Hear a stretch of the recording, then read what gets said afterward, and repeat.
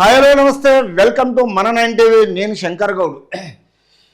ముస్లిం quota రద్దు ముస్లిం quota రద్దు అంటే ఏంది అర్థమైతలేదు. భారతీయ జనతా పార్టీ ఏదో కొత్త డ్రామాలు వేస్తున్నది.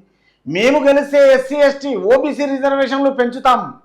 ఫేరెంట్ గ్రౌండ్స్ నిజామాబాద్ కాగజ్ నగర్ సభల్లో అమిత్ షా సృష్టికరణ. అంటే భారతీయ జనతా పార్టీ నుంచి ఈ హైకమాండ్ నుంచి వచ్చే తర్వాత వీళ్ళు ఎవరు మోడీ గారు మాత్రం మాట్లాడే అమిత్ షా గారు మాత్రం పదే పదే అంటున్నారు. తర్వాత ఈ ముస్లిం కోటా రద్దేంది, తర్వాత మేము గెలిచే ఎస్సీ ఎస్టీ ఓబీసీ రిజర్వేషన్లు పెంచుదామంటాడు. ఒక్కొక్కసారి ఏది ఎవరికి వాళ్ళే ఇస్తామంటాడు. ఫేర్ అండ్ గ్రౌండ్స్లో నిజామాబాద్ కాగజ్ నగర్ సభల్లో అమిత్ షా సృష్టికరణ. ఏమని ముస్లిం కోటా రద్దంట. అది ఎట్లనో మరి తెలవాలి. మరి దీన్ని చూద్దాం ఒక్కసారి. తెలంగాణలో రాహుల్ గాంధీ రేవంత్ రెడ్డి ఆర్ఆర్ ట్యాక్స్ వసూలు చేస్తున్నారు. అరే వచ్చే 5 నెలలే అయిపోయింది. ఆర్ఆర్ ట్యాక్స్ ఎక్కడ వసూలు చేసారు? ఏం ఎవిడెన్స్ ఉంది? ఏమన్నా అర్థం ఉండాలి అమిత్ షా గారు. తర్వాత తెలంగాణలో రేవంత్ రెడ్డి కాంగ్రెస్కు ఏటీఎంగా మార్చేశారు. బీజేపీ గెలిస్తే కాంగ్రెస్ ఏటీఎంలో డబ్బులు లేకుండా చేస్తాం. అరే ఉన్న ఏటీఎం మొత్తం బీఆర్ఎస్ డబ్బులు లేకుండా చేసిపోయింది.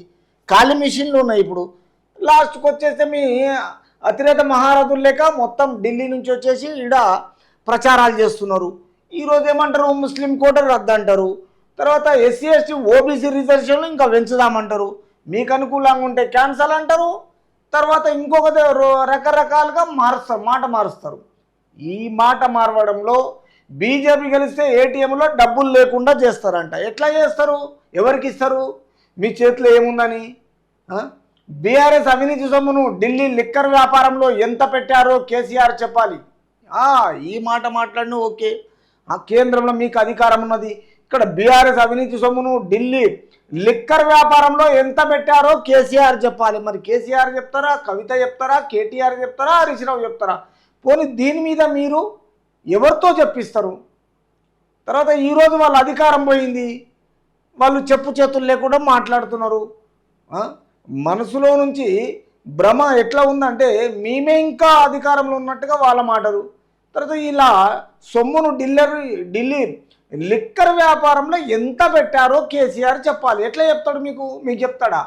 మీకు చూస్తే ప్రోటోకాల్ మెయింటైన్ చేయడు.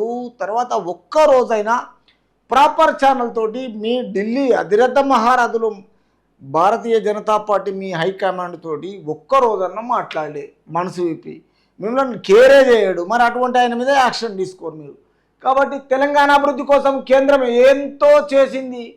ఏం చేసిందో ప్రజలకు తెలియజేయండి. మరి బీఆర్ఎస్ ఏమంటుంది? ఒక్క రోజుగానే ఏమి చేయలేదు అంటుంది. 5 నెలల్లో వచ్చిన కాంగ్రెస్ పార్టీ గాడిద గుడ్డ అంటుంది. మరి మీరు ఏమిచ్చారు మీరు తెలియజేయాలి కదా. ఇచ్చినప్పుడు భయం ఏముంది చెప్పండి. తర్వాత నిజామాబాద్లోనే పసుపు బోర్డు ప్రధాన కార్యాలయం.